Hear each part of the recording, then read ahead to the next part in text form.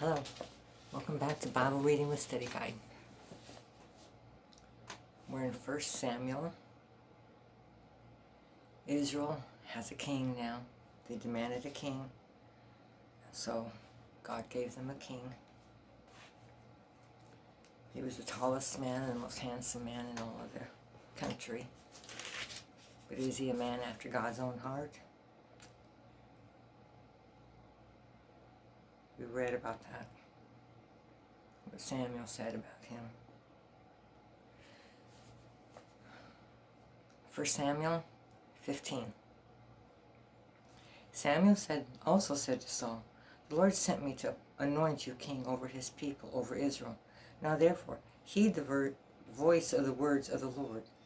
Thus says the Lord of hosts, I will punish Amalek for what he did to Israel, how he ambushed him on the way when he came up from Egypt.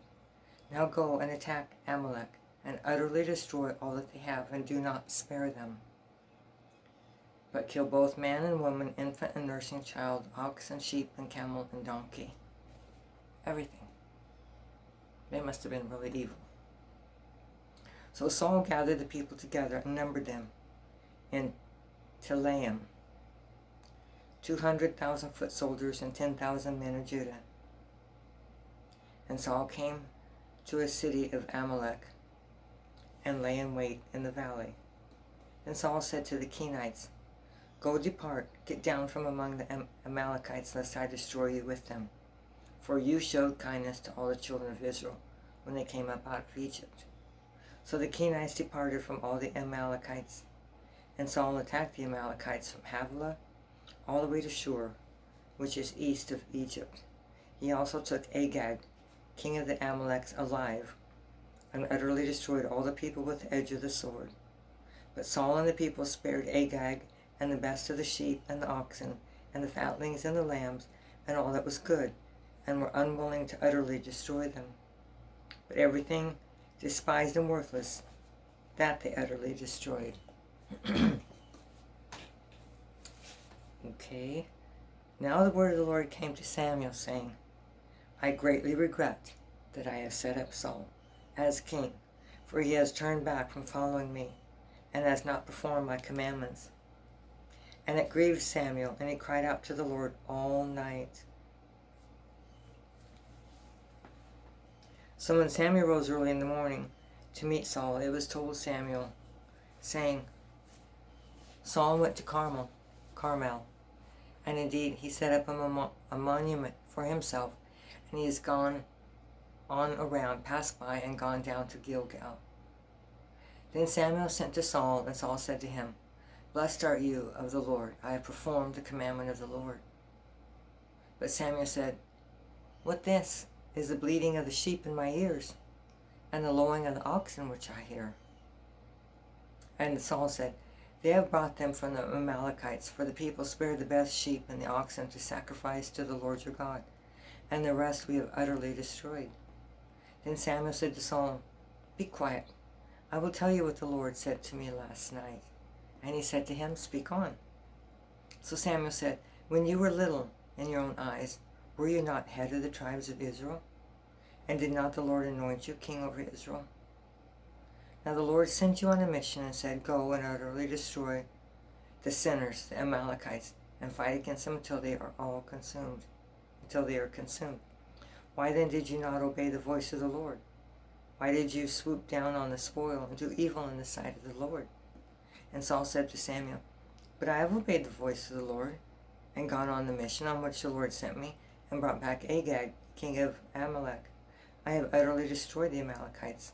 But the people took the plunder, sheep and oxen, and best of the things which should have been utterly destroyed, to sacrifice to the Lord your God in Gilgal." So Samuel said, "Has the Lord as great delight in burnt offerings and sacrifices as in obeying the voice of the Lord? Behold, to obey is better than sacrifice, and to heed than the fat of lambs. For rebellion is as the sin of witchcraft, and stubbornness is as iniquity and idolatry. Because you have rejected the word of the Lord, he also has rejected you from being king."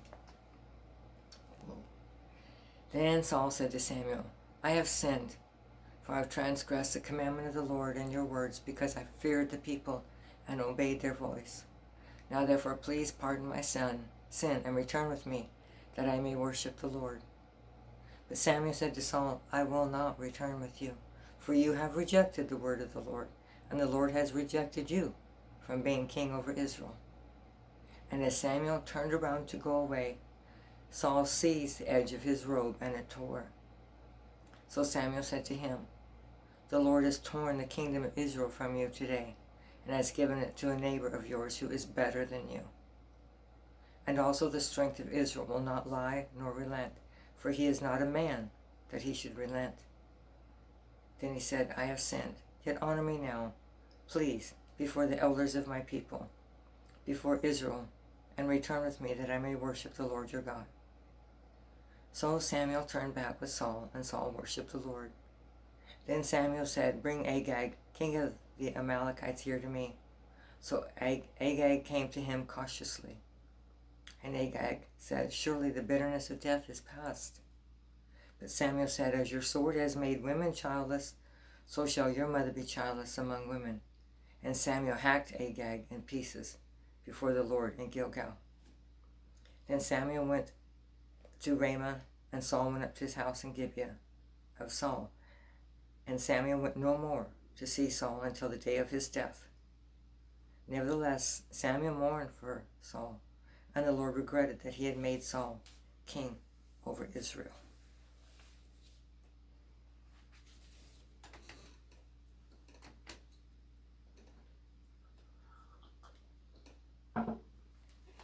Wow.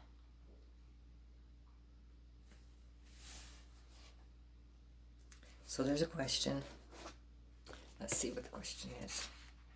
In 15. What was Saul's excuse for disobeying God?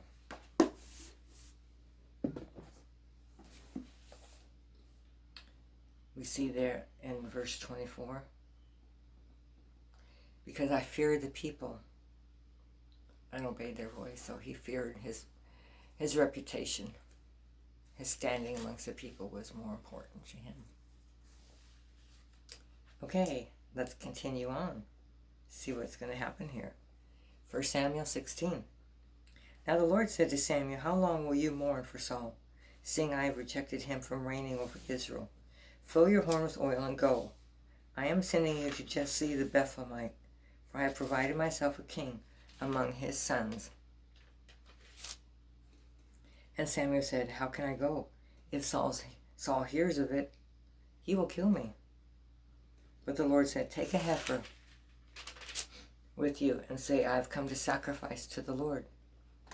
Then invite Jesse to the sacrifice, and I will show you what you shall do. And you shall anoint for me the one I name to you. So Samuel did what the Lord said, and went to Bethlehem. And the elders of the town trembled at his coming, said, did you come peaceably? He said peaceably, I have come to sacrifice to the Lord. Sanctify yourselves and come with me to the sacrifice. Then he consecrated Jesse and his sons and invited them to the sacrifice. So it was when they came that he looked at Eliab and said, surely the Lord's anointed is before him. But the Lord said to Samuel, do not look at his appearance or at his physical stature, because I have refused him. For the Lord does not see as a man sees. For man looks at the outward appearance, but the Lord looks at the heart. So Jesse called Abinadab and made him pass for Samuel. And he said, neither has the Lord chosen this one.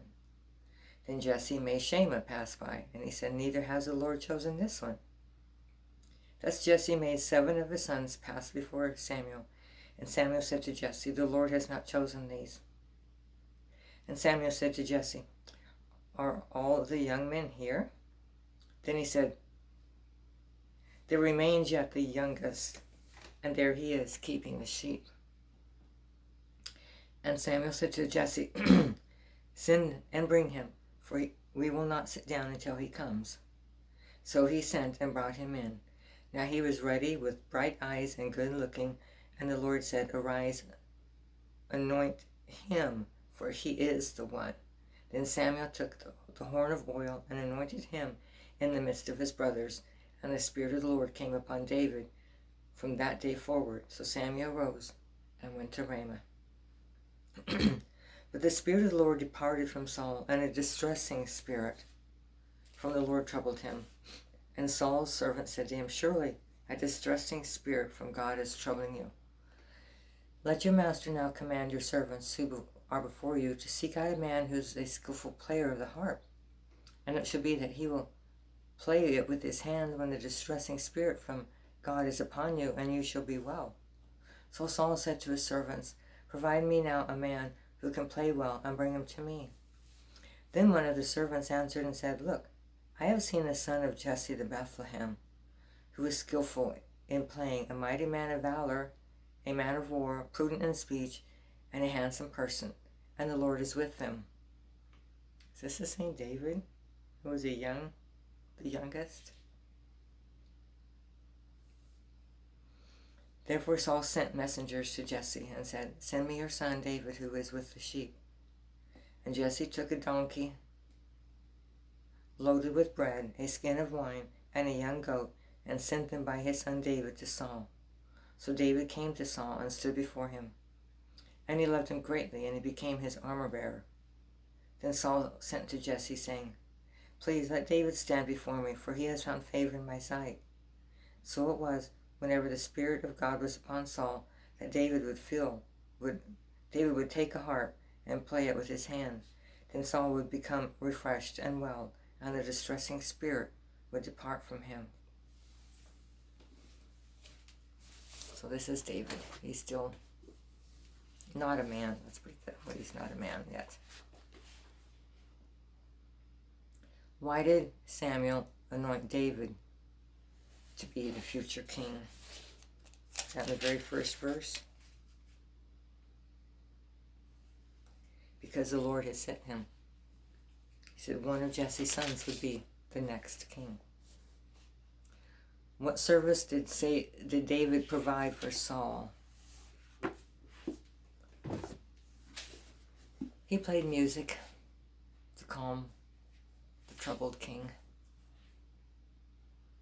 It seemed to help Saul because the Spirit of God had departed from him, and God allowed troubling spirits to trouble him.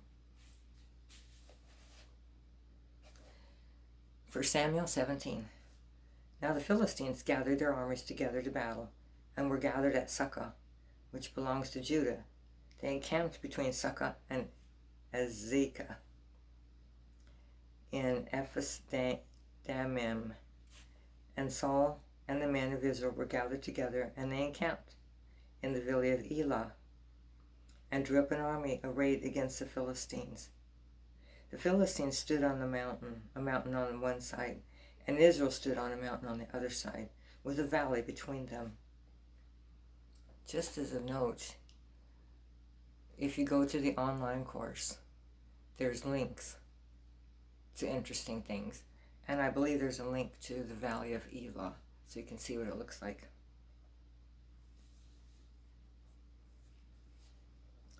And a champion went out from the camp of the Philistines, named Goliath from Gath, whose height was 6 cubits, and they span. 6 cubits is about a foot and a half. So he's about 9 feet tall, maybe taller. And a span, I think that's a span.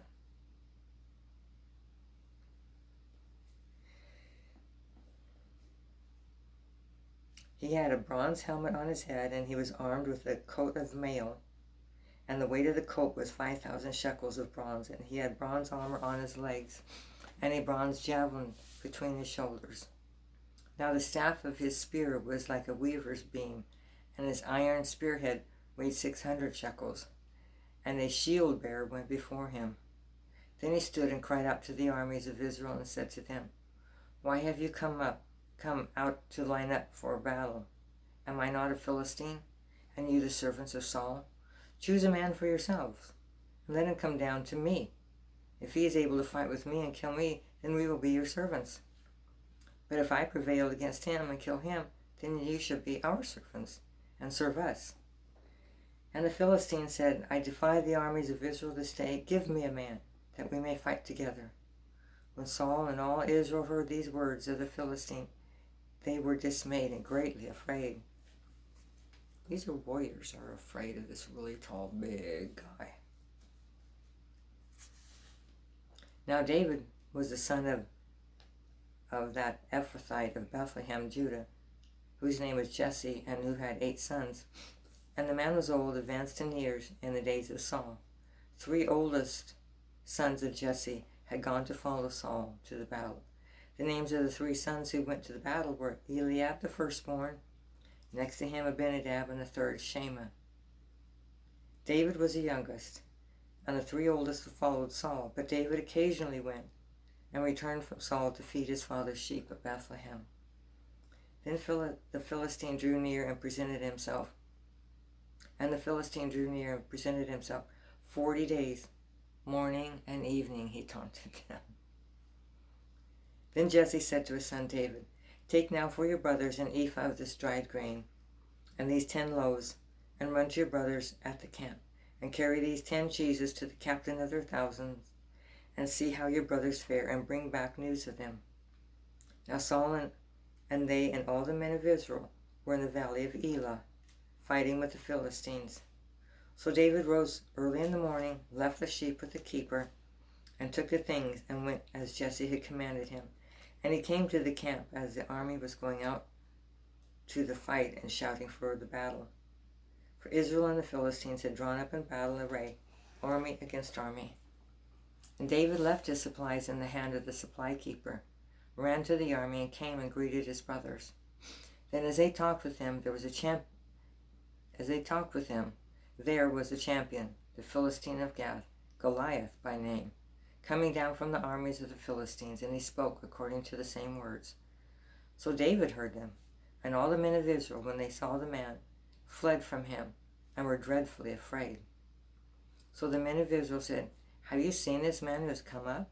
Surely he has come up to defy Israel. And it shall be that the man who kills him, the king will enrich with great riches, will give him his daughter, and give his father's house exemption from taxes in Israel. Wow. That's quite a reward. Then David spoke to the men who stood by him, saying, What should be done for the man who kills this Philistine, and take away the reproach of Israel? For who is this uncircumcised Philistine, that he should defy the armies of the living God? And the people answered him in this manner, saying, So shall it be done for the man who kills him. Now Eliab, his oldest brother, heard when he spoke to the men, and Eliab's anger was aroused against David. And he said, Why did you come down here? With whom have you left those few sheep in the wilderness? I know your pride and the insolence of your heart, for you have come down to see the battle. And David said, What have I done now? Is there not a cause? Then he turned from him toward another, and said the same thing, and these people answered him as the first ones did. Now the words which David spoke were heard, and they reported them to Saul, and he sent for him. Then David said to Saul, Let no man's heart fail because of him. Your servant will go and fight with this Philistine. And Saul said to David, You are not able to stand against this Philistine to fight with him, for you are a youth, and he a man of war from his youth. But David said to Saul, Your servant used to keep his father's sheep, and when a lion or a bear came and took a lamb out of the flock, I went out after it and struck it and delivered the lamb from its mouth. And when it rose against me, I caught it by its beard and struck and killed it. Your servant has killed both lion and bear, and this uncircumcised Philistine will be like one of them, seeing he has defied the armies of the living God. Moreover, David said, The Lord, who delivered me from the paw of the lion and from the paw of the bear, he will deliver me from the hand of this Philistine. Saul said to David, Go, and the Lord be with you. So Saul clothed David with his armor, and he put his bronze helmet on his head. He also clothed him with a coat of mail. David fastened his sword to his armor and tried to walk, for he had not tested them. And David said to Saul, I cannot walk with these, for I have not tested them. So David took them off. Then he took his staff in his hand, and he chose for himself 5 smooth stones from the brook, and put them in a shepherd's bag, in a pouch which he had, and a sling was in his hand. And he drew near to the Philistine. So the Philistine came and began drawing near to David, and the man who bore the shield went before him. And when the Philistine looked about and saw David, he disdained him, for he was only a youth, ruddy and good-looking. So the Philistine said to David, Am I a dog, that you come to me with sticks? And the Philistine cursed David by his gods. And the Philistine said to David, Come to me, and I will give your flesh to the birds of the air and the beasts of the field. Then David said to the Philistine, You come to me with a sword, with a spear, and with a javelin, but I come to you in the name of the Lord of hosts, the God of the armies of Israel, whom you have defied. This day the Lord will deliver you into my hand, and I will strike you and take your head from you. And this day I will give the carcasses of the camp of the Philistines to the birds of the air and the wild beasts of the earth, that all the earth may know that there is a God in Israel. Then, excuse me. Then all this assembly shall know that the Lord does not save with his sword and spear, for the battle is the Lord's, and he will give you into our hands. So it was, when the Philistine arose and came and drew near to meet David, that David hurried and ran toward the army to meet the Philistine. Then David put his hand in his bag and took out a stone, and he slung it and struck the Philistine in his forehead, so that the stone sank into his head, and he fell on his face to the earth. So David prevailed over the Philistine with a sling and a stone, and struck the Philistine and killed him. But there was no sword in the hand of David. Therefore David ran and stood over the Philistine, took his sword and drew it out of its sheath, and killed him, and cut off his head with it. And when the Philistines saw that their champion was dead, they fled. Now the men of Israel and Judah arose and shouted and pursued the Philistines as far as the entrance of the valley and to the gates of Ekron. And the wounded of the Philistines fell along the road to Shaharaim, even as far as Gath and Ekron. Then the children of Israel returned from chasing the Philistines, and they plundered their tents. And David took the head of the Philistine and brought it to Jerusalem, but he put his armor in his tent. When Saul saw David going out against the Philistine, he said to Abner, the commander of the army, Abner, whose son is this youth?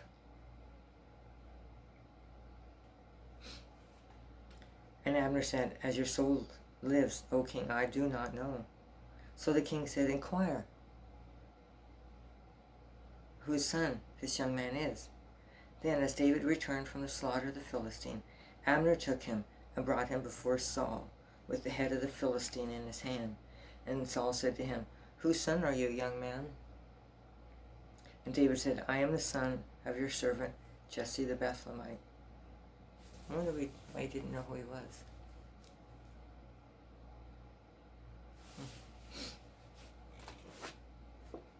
Okay, there's a question. 2 questions, it looks like. On 17.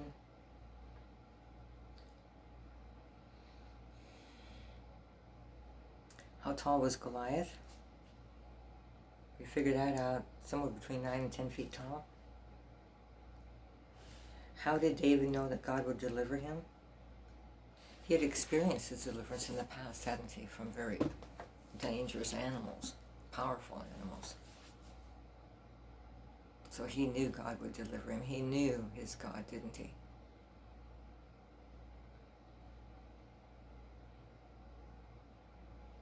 Okay. 1 Samuel 18. Now when he had finished speaking to Saul, the soul of Jonathan was knit to the soul of David, and Jonathan loved him as his own soul. Saul took him that day and would not let him go home to his father's house any more. Then Jonathan and David made a covenant because he loved him as his own soul. And Jonathan took off the robe that was on him and gave it to David.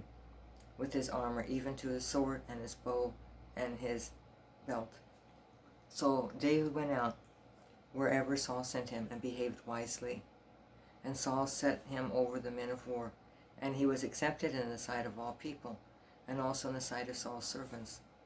Now it happened as they were coming home, and David was returning from the slaughter of the Philistines, that the women had come out of all the cities of Israel singing and dancing to meet King Saul, with tambourines, with joy, with musical instruments. So the women sang as they danced and said, Saul has slain his thousands, and David his 10,000s. Now, then Saul was very angry, and the saying displeased him. And he said, they have ascribed to David 10,000s, and to me they have ascribed only thousands.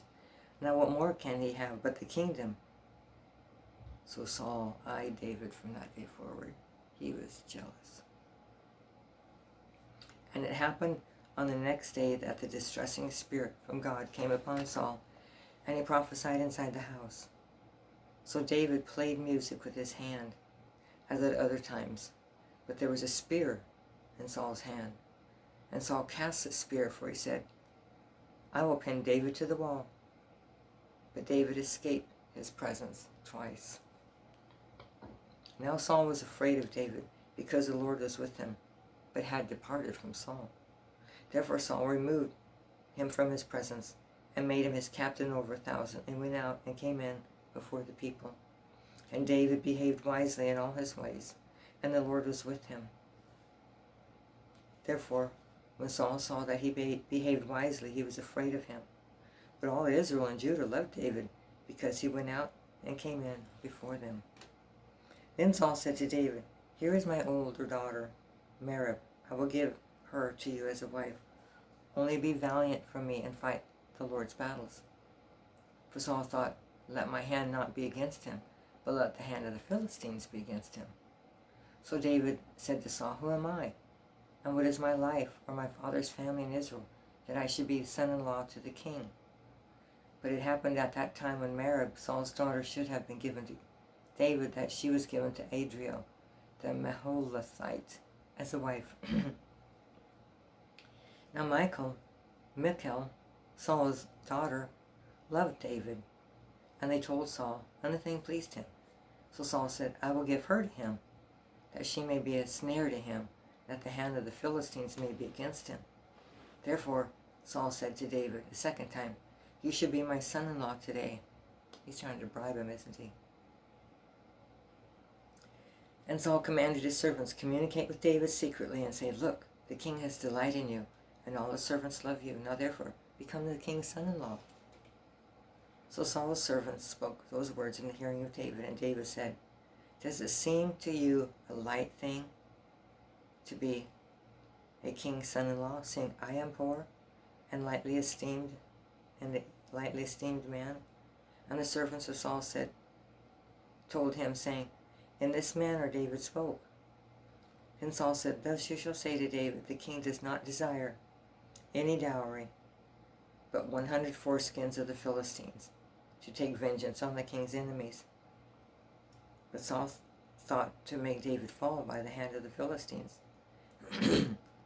So when the servants told David these words, it pleased David well to become the king's son-in-law.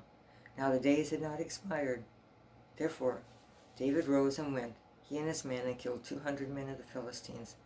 And David brought their foreskins, and they gave them in full account to the king, that he might become the king's son-in-law. Then Saul gave him Michal, his daughter, as a wife. Then Saul saw and knew that the Lord was with David, and that Michal, Saul's daughter, loved him. And Saul was still more afraid of David. So Saul became David's enemy continually. Then the princes of the Philistines went out to war. And so whenever they went out, that David behaved more wisely than all the servants of Saul, so that his name became highly esteemed. All right.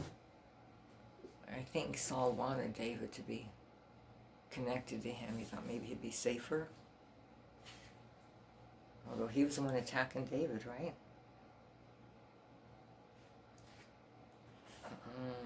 Chapter 18, question. Why was Saul angry with David? I mean, he had killed the giant. Why would he be angry? Remember? He was jealous, right? For all the ladies, all the women were singing praises about David and less praises about Saul. What did Saul do when he was angry with David?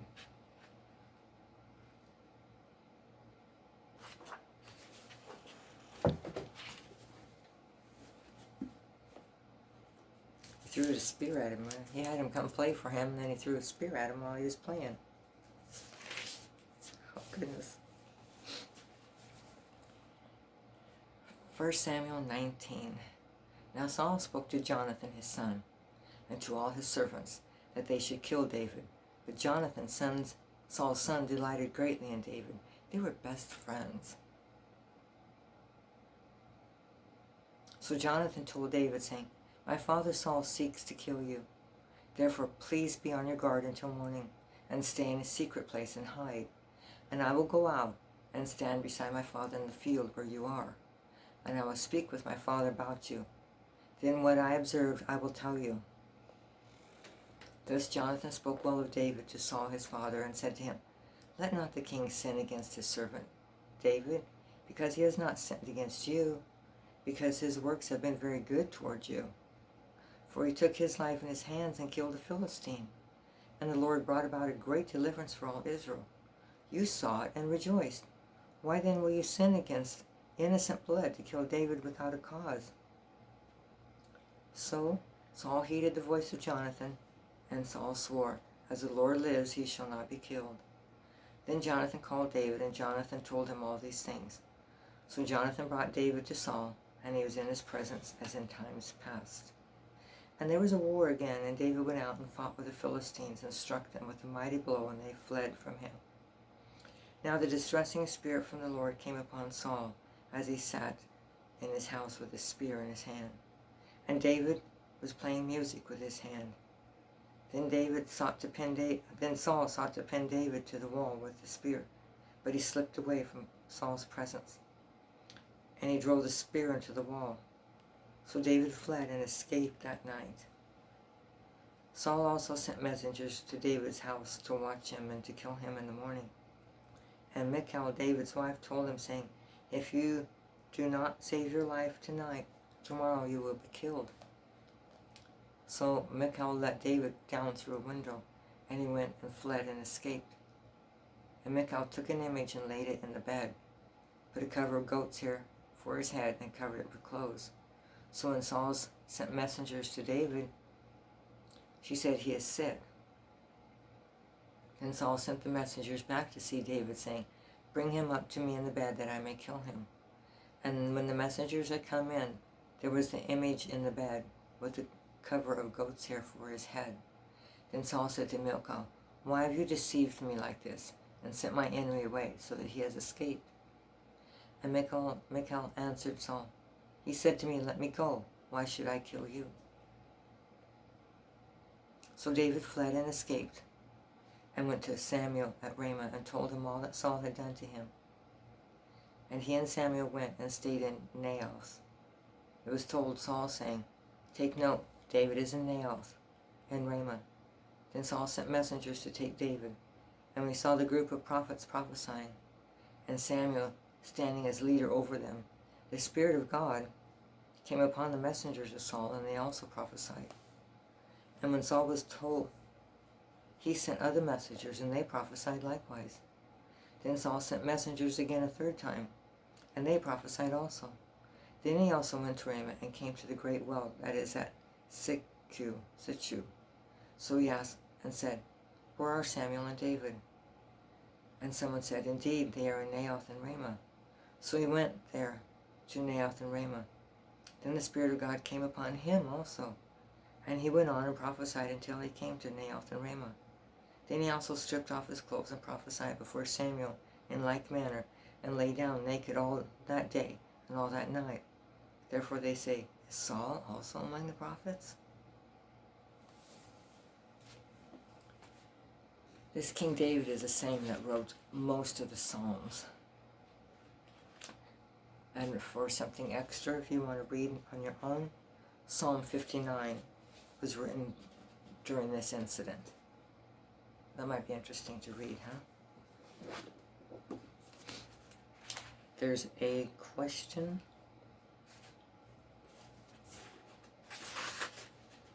What did Saul do when he was... there's nothing in 19.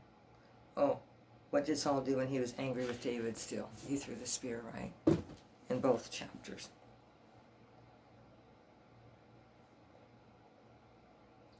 1 Samuel 20. Then David fled from Naioth in Ramah and went and said to Jonathan, "What have I done? What is my iniquity? What is my sin before your father that he seeks my life?" So Jonathan said to him, "By no means you shall not die. Indeed, my father will do nothing, either great or small, without first telling me. And why should my father hide this thing from me? It is not so." Then David took an oath again and said, "Your father certainly knows that I found favor in your eyes." And he has said, "Do not let Jonathan know this, lest he be grieved. But truly as the Lord lives, as your soul lives, there is but a step between me and death." So Jonathan said to David, "Whatever you yourself desire, I will do for you." And David said to Jonathan, "Indeed, tomorrow is the new moon, and I should not fail to sit with the king to eat. But let me go, that I may hide in the field until the third day at evening. If your father misses me at all, then say David earnestly asked permission of me that he might run over to Bethlehem, his city, for there is a yearly sacrifice there for all the family. If he says thus, it is well, your servant will be safe. But if he is very angry, be sure that evil is determined by him. Therefore you shall deal kindly with your servant, for you have brought your servant into a covenant of the Lord with you. Nevertheless, if there is iniquity in me, kill me yourself, for why should you bring me to your father?" But Jonathan said, "Far be it from you, for if I knew certainly that evil was determined by my father to come upon you, then would I not tell you?" Then David said to Jonathan, "Who will tell me? For if your father answers you, or what if your father answers you roughly?" And Jonathan said to David, "Come, let us go out into the field." So both of them went out into the field. Then Jonathan said to David, "The Lord God of Israel is witness.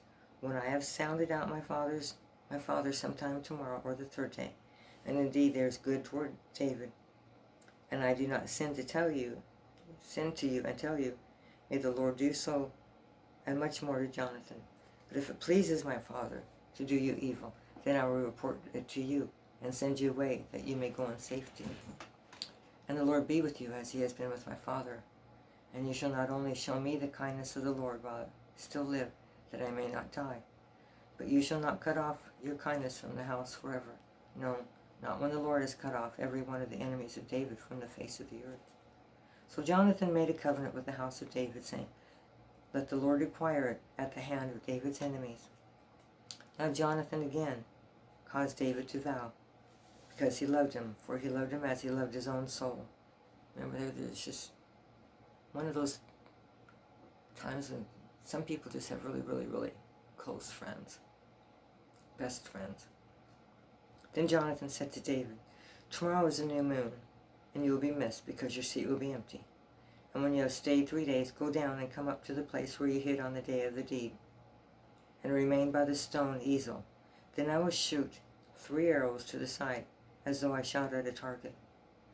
And there I will send a lad, saying, 'Go find the arrows.'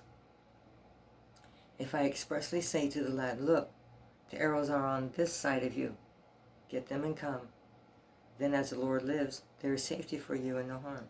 But if I say thus to the young man, 'Look, the arrows are beyond you, go your way, for the Lord has sent you away. And as for the matter which you and I have spoken of, indeed the Lord be between you and me forever.' Then David hid in the field. And when the new moon had come, the king sat down to eat the feast. Now the king sat on his seat, as at other times, on the seat by the wall. And Jonathan arose, and Abner sat by Saul's side, but David's place was empty. Nevertheless Saul did not say anything that day, for he thought something has happened to him. He is unclean, surely he is unclean. And it happened the next day, the second day of the month, that David's place was empty. And Saul said to Jonathan his son, Why has the son of Jesse not come to eat, either yesterday or today? So Jonathan answered Saul, David only asked permission of me to go to Bethlehem. And he said, Please let me go, for our family has a sacrifice in the city, and my brothers commanded me to be there. And now if I have found favor in your eyes, please let me get away and see my brothers. Therefore he has not come to the king's table. Then Saul's anger was aroused against Jonathan, and he said to him, You son of a perverse, rebellious woman, do I not know that you have chosen the son of Jesse to be your own shame, and to the shame of your mother's nakedness? Whoa. For as long as the son of Jesse lives on the earth, you shall not be established, nor your kingdom. Now therefore, send and bring him to me, for he shall surely die. And Jonathan answered Saul his father and said to him, Why should he be killed? What has he done? Then Saul cast a spear at him to kill him, by which Jonathan knew that it was determined by his father to kill David. So Jonathan rose from the table in fierce anger and ate no food the second day of the month, for he was grieved for David because his father had treated him shamefully. And so it was in the morning that Jonathan went out into the field at the time appointed with David, and the little lad was with him. Then he said to his lad, Run, now run, find the arrows which I shoot. And as the lad ran, he shot an arrow beyond him.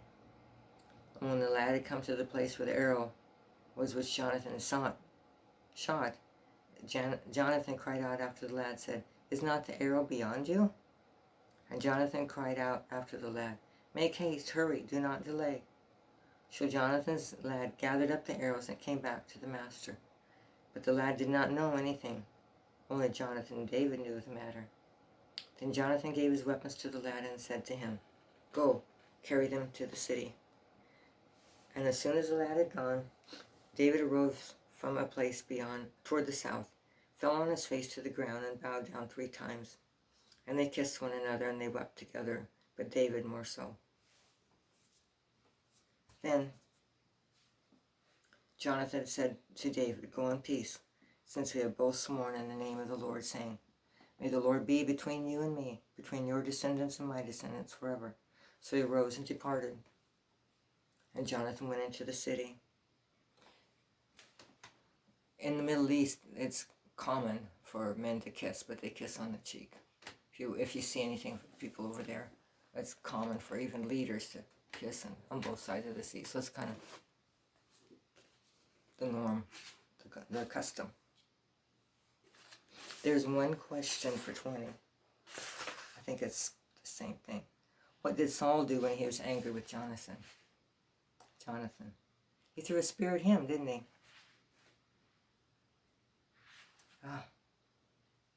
He has some anger issues. Right? 1 Samuel 21.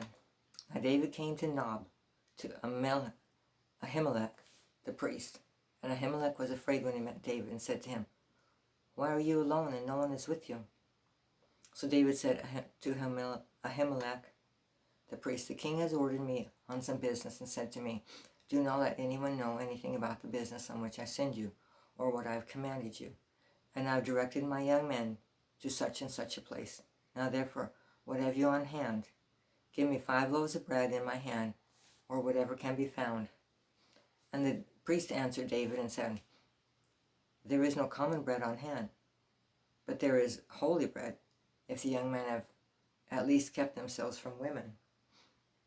Then David answered the priest and said to him, Truly women have been kept from us for about 3 days since I came out, and the vessels of the young men are holy, and the bread is in effect common, even though it was consecrated in the vessels this day.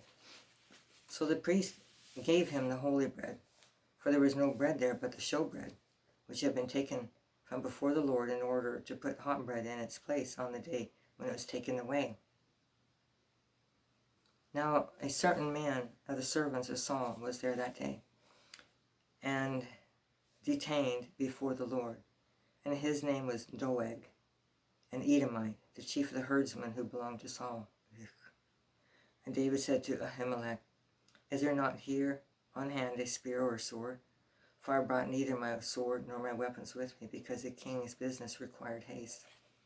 So the priest said, the sword of Goliath, the Philistine, whom you killed in the valley of Elah, there it is, wrapped in a cloth behind the ephod.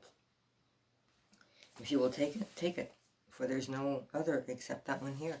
And David said, there is none like it. Give it to me. Then David arose and fled that day from before Saul, and went to Achish, the king of Gath. And the servants of Achish said to him, is this not David, the king of the land? Did they not sing of him to one another in dances, saying, Saul has slain his thousands, and David his 10,000s? And David took these words to heart, and was very much afraid of Achish, the king of Gath. So he changed his behavior before them, pretended madness in their hands, scratched at the doors of the gates, and let saliva fall down on his beard. Then Achish said to his servants, look, you see the man is insane. Why have you brought him to me? Have I need of madmen, that you have brought this fellow to play the madman in my presence? Shall this fellow come into my house? Okay, one question here. How did David disguise himself before Achish? He acted like a crazy man, huh? He let his spit fall down in his face, and he scratched at the door like some crazy person. Here again, Psalm 56 was written during this time. So there's Psalm 59, there's Psalm 56. It'll be interesting to see David's thoughts as he was experiencing these things. And then one more, 52. Psalm 52 has to do with the following chapter. 1 Samuel 22. David therefore departed from there and escaped to the cave at Adullam. So when his brothers and all his father's house heard it, they went down there to him, and everyone who was in distress, everyone who was in debt, everyone who was discontented gathered to him. So he became captain over them, and there were about 400 men with him, so he's got his own little army, doesn't he? Then David went from there to Mizpah of Moab, and he said to the king of Moab, please let my father and mother come here with you till I know what God will do for me. So he brought them before the king of Moab, and they dwelt with him all the time that David was in the stronghold. Now the prophet Gad said to David, do not stay in the stronghold, depart and go to the land of Judah. So David departed and went into the forest of Hereth. When Saul heard that David and the men who were with him had been discovered, now Saul was staying in Gibeah under a tamarisk tree in Ramah, with his spear in his hand, and all his servants standing about him. Then Saul said to his servants, who stood with him, about him, hear now, you Benjamites, will the son of Jesse give every one of you fields and vineyards, and make you all captains of thousands and captains of hundreds? All of you have conspired against me, and there is no one who reveals to me that my son has made a covenant with the son of Jesse, and there is not one of you who is sorry for me, or reveals to me that my son has stirred up my servant against me, to lie in wait as it is this day. Then answered Doeg the Edomite, who was set over the servants of Saul. Remember, we heard about him just in 21. He said, I saw the son of Jesse going to Nob, to Ahimelech, the son of Ahitub, and he inquired of the Lord for him, gave him provisions, and gave him the sword of Goliath the Philistine. So the king sent to call Ahimelech, the priest, the son of Ahitub, and all his father's house, the priests who were in Nob, and they all came to the king. And Saul said, hear now, son of Ahitub. And he answered, here I am, my lord.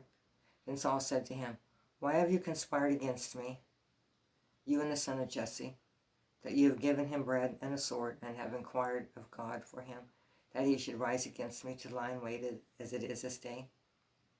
So Ahimelech answered and said, So Ahimelech answered the king and said, and who among all your servants is as faithful as David, who is a king's son, who goes out at your bidding and is honorable in your house? Did I then begin to inquire of the Lord for him? Far be it from me. Let not the king impute anything to this servant, or to any of the house of my father, for your servant knew nothing of all of this, little or much. Then the king said, You shall surely die, Ahimelech, you and all your father's house. Then the king said to the guards who stood about him, Turn and kill the priests of the Lord, because their hand also is with David. And because they knew when he fled and did not tell me.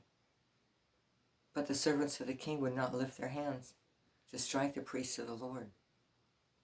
And the king said to Doeg, You turn and kill the priests. So Doeg the Edomites struck and killed the priests, and killed on that day 85 men who wore a linen ephod. Also Nob, the city of the priests, he struck with the edge of the sword, both men and women, children and nursing infants, oxen, donkey, and sheep, with the edge of the sword. Now one of the sons of Ahimelech, the son of Ahitub, named Abiathar, escaped and fled after David. And Abiathar told David that Saul had killed the Lord's priests. So David said to Abiathar, I knew that day when Doeg the Edomite was there, that he would surely tell Saul, I have caused the death of all the persons of your father's house. Stay with me, do not fear, for he who seeks my life seeks your life. But with me you shall be safe. Wow. Saul is just turning into a paranoid leader. Who became David's followers, and how many were there? So what kind of people? Did he get all kinds of soldiers and mighty men of valor?